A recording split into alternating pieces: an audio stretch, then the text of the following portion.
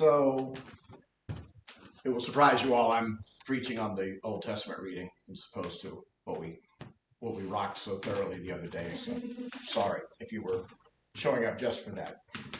Nehemiah said, "Do not mourn or weep.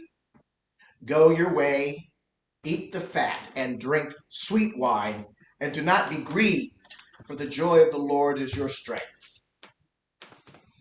Now, I don't know about you all, but I personally don't think that anybody likes being told to look on the bright side when they're in a very dire situation. Case in point, I heard a story once of a boxer who was very much on the losing side of a match. And in between rounds, as he sat in his corner, his trainer didn't want the fighter to give up hope. He thought, maybe if I can put some words in his ear that will help him rally in his heart, and maybe he'll come back and win the fight. So he didn't want to say anything discouraging. So he said to him, "You're looking great out there, kid. The other guy's not laying a glove on you." And the boxer looked up at him through his swollen eyes and spoke to him through his cut lip and said, "Well, then you'd better keep an eye on the referee because somebody's kicking my can in there." I don't think anyone likes being told to look on the bright side when they're in a dire situation. Now, the people of Israel in today's reading, they have been in a very dire situation. Now, I know you know the story, but let's just recap. This is the nation of Israel that was left. That's complicated, but this portion of the nation of Israel has been conquered by the Babylonian Empire. The Babylonian Empire came in and leveled the city of Jerusalem, including the temple and, the gates, the walls, and all the buildings. Then to add injury on top of that, they're then forced to leave their homeland. And so begins what is called the Babylonian exile of the 6th century BC of the Jewish people. Now, those years in between then and what we're reading about today are important, but for the purposes of our reading today, we fast forward, and Nehemiah has arranged for the walls and the gates of the city to be rebuilt. And he calls for the exiles from Jerusalem to come home. Now, mind you, they have been in exile, many of them, for 50 years. Bear also in mind that the walls have been rebuilt, but the city itself is still in rubble. Okay? And here's Nehemiah telling everyone to come home. It's as if he's saying everything is fine again, but let's not sugarcoat it because everything was not fine again. Christian writer Debbie Thomas says that the people of Israel who have returned from the exile, and I quote, "The Israelites who gather are not people living in a happily ever after. They are newly returned from exile to a homeland that is still in ruin. And their traumas are fresh. Their future is unclear. Their most recent memories are of loss and of dislocation, oppression, and chaos." And here's Nehemiah seeming to tell them, don't cry. Eat the finest foods and drink the finest wine. Now, had I been there with my smart mouth, I might have asked Nehemiah, how do you propose that we do that? Eat the finest food and drink the finest wine. Did I miss our Build Back Better plan? How are we supposed to eat and drink anything? There aren't any stores or wineries built back yet. And even if we did happen to find a morsel of food or a sip of wine, where are we supposed to sit and do all this celebrating? We don't have any houses or banquet halls. Heck, we don't even have a table or chairs. So, Nehemiah, please, do not give me a glass of oven cleaner to drink and tell me that it's Mountain Dew. And so I'm left wondering, how did Nehemiah honor the hurt of the Jewish people so that he wasn't simply telling them to eat and drink and be merry under the most dire of circumstances? After all, nobody likes to be told, look on the bright side, when they're in a dire situation.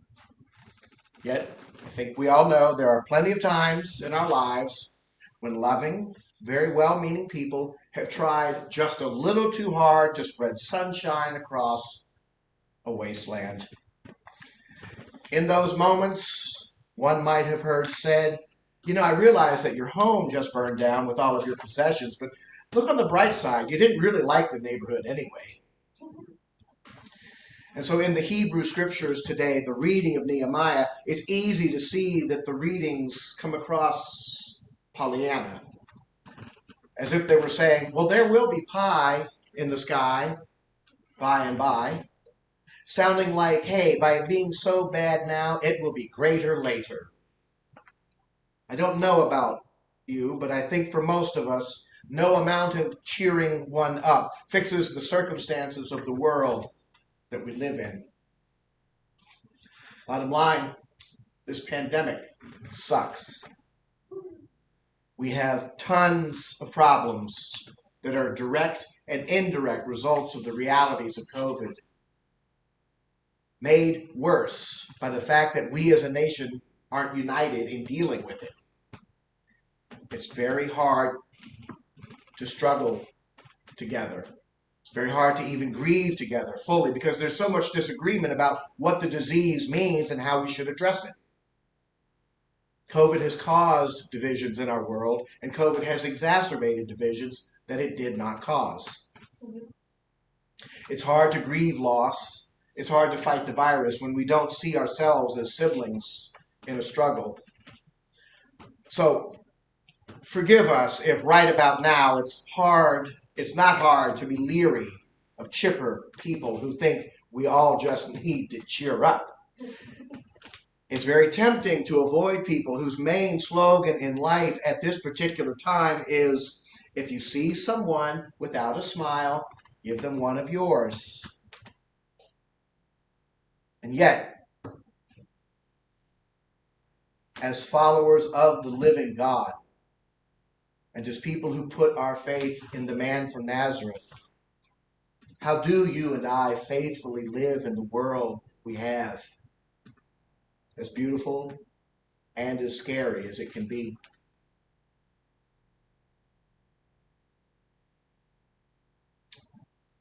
How do you and I live into knowing that we have an immanent God who suffers when we suffer? How do you and I take on the reality of the hardship of life while living into the belief that the resurrection is real?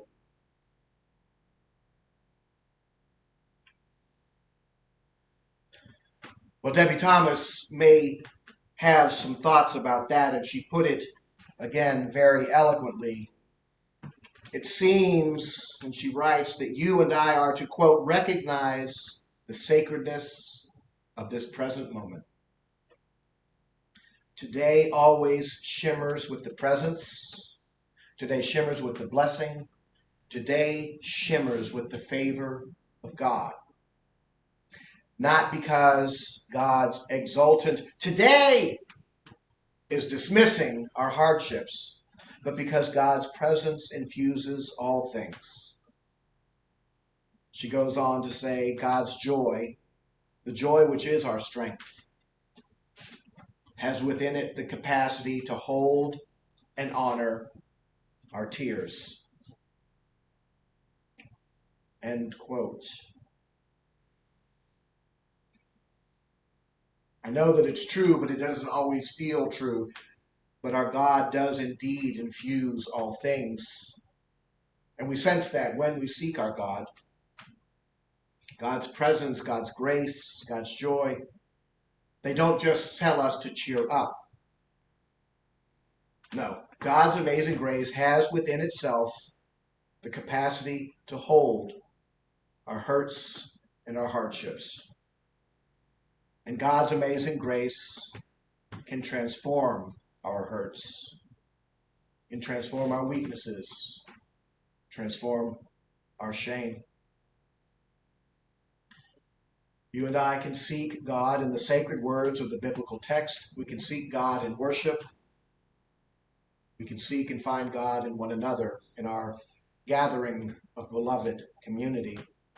In God, you and I can find hope and strength without pretending everything is okay, knowing just how tired and frail the world's hardness can make us. God never leaves us. God meets us in every sadness, every grief, every hurt.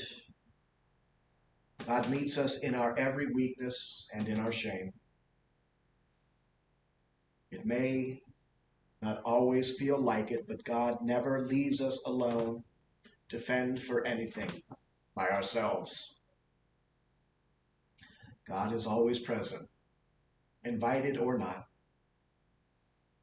Our God walks with us on our harsh or lonely journey. And as long as you and I and all of us have one another, as long as we meet in our beloved communities, as long as we have just the smallest desire for God, then we never walk alone.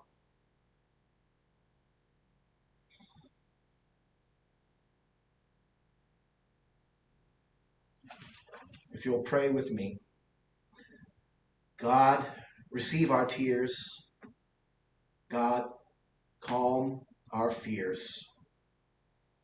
Help us sense your grace and joy as we continue to live our lives and fulfill your call in this vale of tears. Amen.